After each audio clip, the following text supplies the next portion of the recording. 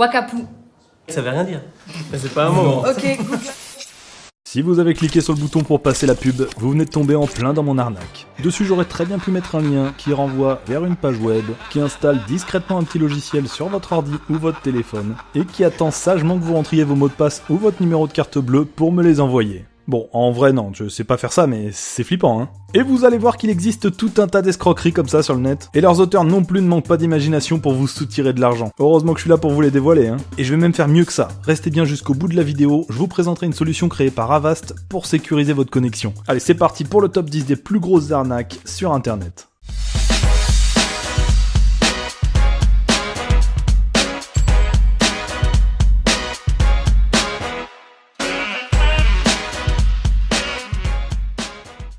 Numéro 10, le scam. On commence par l'une des arnaques les plus connues et les plus anciennes d'internet. Elle existe depuis les années 90, mais ça n'empêche pas qu'elle fasse encore aujourd'hui des victimes. Le principe est assez simple, vous recevez un mail qui vient soi-disant d'un prince ou d'un riche héritier africain qui a besoin de votre aide pour fuir la persécution de son pays. Et là vous vous dites, pourquoi vous alors qu'il vous connaît pas? C'est quand même malheureux, en quoi vous croyez que ça peut m'intéresser, moi? Bah ça il le dit pas, mais ce qu'il explique c'est qu'il a une immense fortune qu'il veut vous envoyer pour venir la récupérer quand il sera en sécurité. Et bien sûr il se montrera généreux et vous laissera une belle somme en remerciement. Ça fait rêver un copain riche qui vous promet des sous, hein. Mais si vous lui répondez que vous êtes d'accord, il va vous dire au bout d'un moment qu'il y a un problème avec le transfert d'argent et qu'il faut d'abord lui envoyer quelques milliers d'euros pour démarrer les virements bancaires. Et là, il y en a qui le croient et qui lui envoient. J'ai rien volé, je demande poliment de l'argent, on me l'envoie. C'est là que ça sent mauvais et c'est là que beaucoup d'entre vous se rendraient compte qu'ils n'ont pas affaire à un riche prince, mais à un escroc, s'ils s'en sont pas rendus compte avant. Sauf que les plus crédules qui envoient l'argent n'entendent plus jamais parler de lui. Enfin, si, il peut revenir à la charge et en demander toujours plus. Ça paraît fou, mais la moyenne des sommes volées aux victimes de cette arnaque est de 20 000 euros. Aujourd'hui, il y a pas mal de variantes du scam, comme un message qui vous annonce que vous avez gagné à la loterie par exemple. Mais là encore, va falloir commencer par envoyer de l'argent pour débloquer vos gains, qui n'arriveront jamais. Je crois qu'on a dans le pitch. Donc si vous recevez ce genre d'email, n'y répondez pas. Ou alors si, mais pour faire perdre du temps à l'escroc qui est derrière l'écran et qui fait souvent ça dans un cybercafé. C'est à lui que ça va coûter de l'argent cette fois.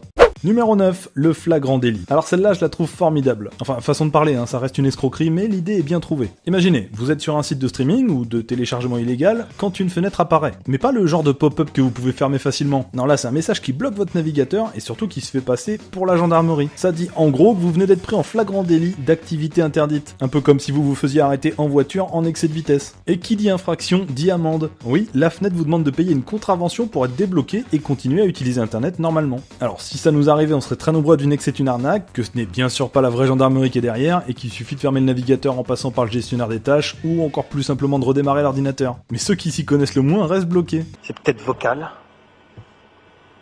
Internet. Internet. Je pense aux personnes âgées par exemple, qui ont très bien pu tomber sur un site de streaming. Je veux dire, il y a qu'à taper le nom d'un film sur Google pour le trouver. Et ben eux, ils peuvent tomber dans le panneau et sortir la carte bleue pour payer la fausse amende. Et à qui ils vont aller se plaindre de s'être fait avoir alors qu'ils voulaient voir un film sans payer? Eh ben pas la vraie gendarmerie en tout cas. T'as qu'à pas violer la loi, andouille!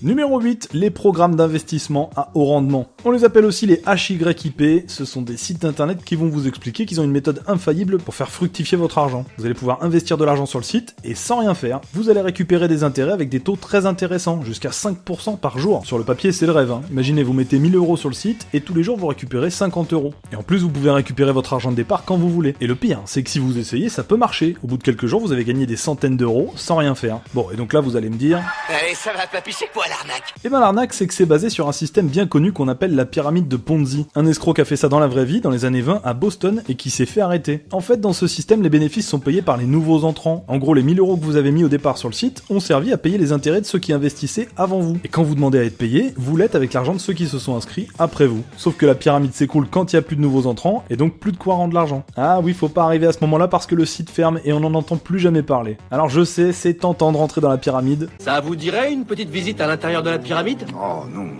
Ah, je vous fais visiter gratis, hein. Mais même si une de vos connaissances a eu la chance de gagner un peu d'argent avec, c'est un système absolument illégal. Alors n'y rentrez pas au risque d'y rester enfermé. Numéro 7, le phishing. Celle-là aussi est très connue, mais elle fait encore des victimes, donc je suis obligé d'en parler dans cette vidéo. Le phishing, ou le hameçonnage en français, ça s'appelle comme ça parce que ça fait référence à la pêche, puisque cette fois-ci les escrocs envoient leur arnaque un peu au hasard et attendent qu'un poisson vienne mordre à l'hameçon. Le principe de cette arnaque consiste à envoyer des emails à une tonne de contacts, et des adresses email valides on peut en choper un peu partout, dans les petites annonces, dans les annuaires en ligne, sur les sites d'entreprise. Dans l'email qu'ils vous envoient, ils se font généralement passer pour une entreprise bien connue, du genre EDF, ou un opérateur mobile, ou votre fournisseur d'accès à internet. en prétextant qu'il y a un problème de paiement sur votre abonnement, avec un petit lien pour régler la facture. Sauf que le lien ne renvoie pas vers le vrai site, mais sur un site cloné, c'est-à-dire reproduit à l'identique, avec une adresse assez proche de l'original. Donc si la victime prend peur et n'est pas très attentive, elle peut sortir sa carte bleue et remplir le formulaire, qui enverra ses infos directement aux pirates. Ouais, là c'est sûr qu'il faudra un mode d'emploi pour ceux qui débutent sur internet. Mais un touriste qui se fait pas arnaquer, c'est pas vraiment un touriste, hein. Pour éviter de se faire piéger, il suffit pas de vérifier l'adresse email de l'expéditeur du message. Non, ça on peut afficher ce qu'on veut, mais faut vérifier que le message est authentifié. Pareil pour le lien, même si l'adresse est correctement affichée dans le message, elle peut vous rediriger vers une autre. Donc vaut mieux la taper soi-même dans le navigateur. Je sais que ça vous paraît évident tout ça, mais je vous promets qu'il suffit d'un petit coup de pression d'un faux email de la part des impôts, ou un message qui a l'air de venir de la banque pour qu'on panique et qu'on clique dessus. Et pour des milliers de poissons qui vont griller le pêcheur, il y en aura toujours un pour mordre à l'hameçon. Y a pas un poisson qui s'est aperçu du coup de l'hameçon et qui a été avertir les gars. Non, y en a pas un seul. Numéro 6, l'arnaque sentimentale. Là, il s'agit de jouer avec le cœur des victimes. Enfin, le but final est toujours de leur soutirer un maximum d'argent. Les arnaqueurs vont chercher des personnes seules et en manque d'amour, la plupart du temps sur les sites de rencontres, mais ça peut aussi être directement sur Facebook. Et ils vont se faire passer pour un homme idéal ou pour une jeune femme étrangère. Vous allez me dire, c'est un peu gros. Si quelqu'un que vous avez jamais vu vous demande de l'argent, il peut toujours espérer avant que vous lui en envoyiez. Mais rappelez-vous qu'ils ciblent leurs victimes. Ce sont souvent des personnes très isolées et désespérées qui ont besoin de parler à quelqu'un. Vous avez des copines? J'ai failli faire l'amour une fois. Une fois. Ouais. Et de l'autre côté de l'écran, leur faux amant va établir une relation de confiance, parfois pendant des semaines, jusqu'à ce qu'il y ait des vrais sentiments en face. Ouais, c'est vraiment l'une des arnaques les plus immorales. Ils vont commencer par demander un peu d'argent, en prétextant par exemple qu'ils doivent acheter un nouvel ordinateur pour pouvoir continuer à parler avec eux, jusqu'à ce qu'ils prévoient de se rencontrer, et c'est souvent là qu'ils demandent les plus grosses sommes. Il faut payer le billet d'avion, et puis il faut payer les frais de douane, et puis il y a soi-disant un problème, il faut payer une caution parce que leur grand amour s'est fait arrêter à l'aéroport. Ça va très loin, il y a plein de personnes qui se sont endettées, qui ont envoyé des dizaines de milliers d'euros comme ça. Et vous savez ce qu'on dit, quand on aime, on ne compte pas. Une brique, ça suffit? Numéro 5, le prêt aux particuliers. On voit parfois des pubs bizarres sur internet avec des marques inconnues qui font des prêts aux particuliers, ou encore pire des pages Facebook qui proposent ce genre de service. Et parfois elles sont même envoyées par des filles plutôt mignonnes ou des hommes qui ont l'air de businessmen. Ça donne envie d'aller voir de quoi il s'agit, surtout si on a besoin d'un peu d'argent. Quand on vous propose du pognon, vous prenez. C'est comme ça, c'est tout, c'est la règle, c'est simple. Et puis au début on n'est pas forcément méfiant, on dit que ça peut pas être des voleurs vu qu'ils disent qu'ils vont nous envoyer de l'argent. Vous rentrez donc en contact avec eux, ils vous font passer un formulaire bidon, et miraculeusement votre prêt est accepté en quelques minutes. Pas de souci monsieur, envoyez-nous vos coordonnées bancaires, on va vous créditer la somme que vous demandez. Bon par contre avant ça, comme on est une agence sérieuse, on va vous demander de payer des frais de dossier. Et ouais, les fameux frais de dossier, ils vont vous demander de les payer rapidement parce que leur offre n'est valable que quelques heures. Comme ça vous aurez pas trop le temps de vous renseigner sur eux, et vous allez avoir envie de sauter sur l'occasion. Bien sûr, pas la peine de vous expliquer que vous n'entendrez plus jamais parler d'eux après les avoir payés, et bon courage si vous voulez revoir votre argent. Vous pouvez m'arracher les yeux ou me brûler la bite, ça sert à rien, vous aurez pas un centime. Donc rappelez-vous, une page de prêt aux particuliers qui n'a pas l'air honnête, eh ben elle ne l'est pas.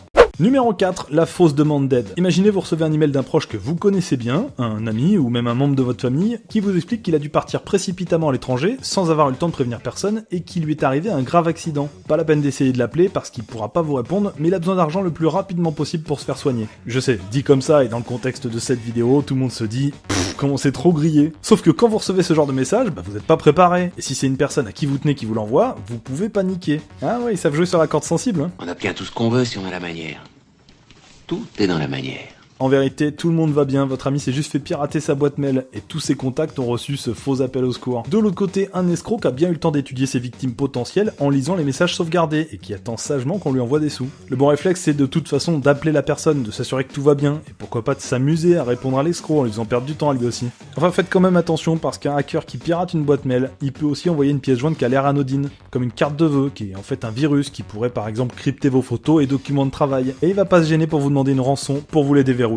Numéro 3, les options binaires. Je gagne plus de 10 000 € par jour tout en restant chez moi grâce à une méthode très simple que je vais vous expliquer. Vous la connaissez cette pub, pas vrai? Je vais vous montrer une technique pour gagner près de 10 000 € par seconde sans bouger de chez vous.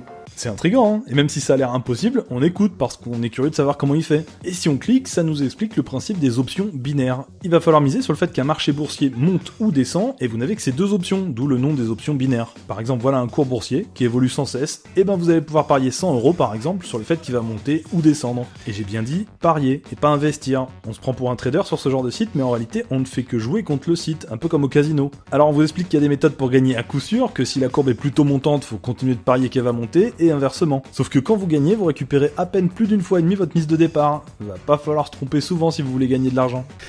Non mais la bourse ça monte, ça descend, c'est jamais pareil, on peut pas... Le pire c'est que si vous perdez, des commerciaux du site vont vous appeler directement pour vous demander de remiser et vous dire qu'ils vont vous aider à vous refaire, ce qui n'arrive jamais sur le long terme, c'est mathématique. Bref, n'essayez pas les options binaires, c'est une vraie arnaque. Et les sites qui ouvrent ce genre de pub en sont les complices puisqu'ils vont récupérer une commission sur vos mises. Retenez bien ce conseil tout simple, il n'existe aucune manière certaine, facile et légale de gagner de l'argent rapidement, ou alors s'il en existe une, celui qui l'a trouvé n'est pas prêt de vous l'expliquer. Numéro 2, les petites annonces. Les sites de petites annonces, genre Le Bon Coin, c'est super pratique pour vendre ou pour acheter. Mais c'est aussi super pratique pour les escrocs pour trouver des gens à arnaquer. Et ils ont plusieurs techniques pour ça, alors écoutez bien si vous voulez pas vous faire avoir. Si un jour vous voyez un article avec un prix bien plus bas que ce qu'il vaut, commencez par vous méfier. Surtout si le vendeur est à l'étranger. Il va vous demander de le payer, ou de payer des frais, avant de jamais vous l'envoyer finalement. Et ils ont de bons arguments pour qu'on leur en envoie de l'argent. Ils vont par exemple vous dire que vous pouvez payer un acompte de 50 € avant de vous envoyer un smartphone tout récent qui vaut 5 fois plus. Et puis vous paierez la somme totale si tout fonctionne bien. Bon là encore, ils empochent la compte et ils disparaissent. D'autres vont se faire passer pour le service technique du site des petites annonces. Ils vont vous demander de créer un compte sur PayPal parce que c'est plus sécurisé, sauf que là encore, ils vous envoient un lien vers un site cloné et vous allez leur offrir vos identifiants et tout l'argent qu'il y a sur votre compte. C'est peut-être pas très honnête d'utiliser ce pognon-là. Bah non, mais on va quand même pas se mettre à travailler. Méfiez-vous aussi si vous êtes vendeur. Imaginez que vous vendez votre console à 200 € par exemple. Un acheteur se présente avec un chèque de 300 € en disant « Mince, je me suis trompé dans le prix ». Et là vous vous méfiez pas, il vous a donné plus que ce que vous demandiez, ça peut pas être une personne malhonnête. Il vous demande si vous pouvez lui rendre en liquide la différence ou lui faire un virement, et là vous l'avez deviné, son chèque est en bois, il vient donc de vous voler votre console et 100 €. Et numéro 1, le remboursement des victimes. Attention, on se trouve ici devant l'arnaque la plus malhonnête qui soit. Et je sais que les précédentes étaient déjà pas mal, mais vous allez voir que là on va encore plus loin. Bon, vous l'avez compris avec cette vidéo, les escrocs sont bien présents sur le net et s'en prennent aux plus faibles et à ceux qui se méfient le moins, ou qui sont facilement manipulables. Et quand ils tiennent un pigeon, ils font tout pour lui voler un maximum d'argent. Et il existe une méthode pour l'achever. Oui, mais faudrait voir à pas vous faire avoir, les enfants. Il y a des filous sur cette planète, enfin. Les escrocs retournent voir une victime d'une des 9 autres arnaques de ce classement, en se faisant passer eux aussi pour une victime qui s'est fait piéger. Sauf qu'ils leur disent que eux, par contre, ils ont réussi à se faire rembourser. Ouais, ils sont rentrés en contact avec Interpol ou une police en ligne qui a réussi à régler leurs problèmes. Ils leur disent « Allez, entre victimes, on peut s'aider. Je vais vous passer le contact du monsieur qui a personnellement traité mon dossier. » Ça pue ça aussi, hein. Cherche pas à comprendre, le pognon, ça leur fait faire n'importe quoi. Oui, c'est évident que c'est le même escroc qui va leur redemander de raquer en prétextant des frais de dossier ou je sais pas ce qu'il va leur inventer, mais les victimes se cramponnent à l'espoir de revoir leur argent et perdent finalement toujours plus. Vous avez vu, c'est pas parce qu'on est chez soi devant son ordi qu'on est en sécurité, hein. Ah, non, en fait, on est même plutôt vulnérable quand on y pense. Mais déjà, si vous connaissez ces arnaques, bah, vous partez avec un bon avantage. Sauf que ça suffit pas toujours. Quand vous utilisez Internet, vous et vos données qui circulent sont librement exposées à tous ceux que ça intéresse. Un pirate, un voisin curieux ou même un gouvernement. Heureusement, il y a des solutions et ça tombe bien puisqu'on m'a demandé de vous en présenter une qui est vraiment efficace. C'est le VPN Avast Secure Line. Là, vous pouvez être confiant, hein. Avast, c'est l'une des plus sérieuses sociétés d'édition d'antivirus. Mais alors, qu'est-ce que c'est que ça, un VPN ?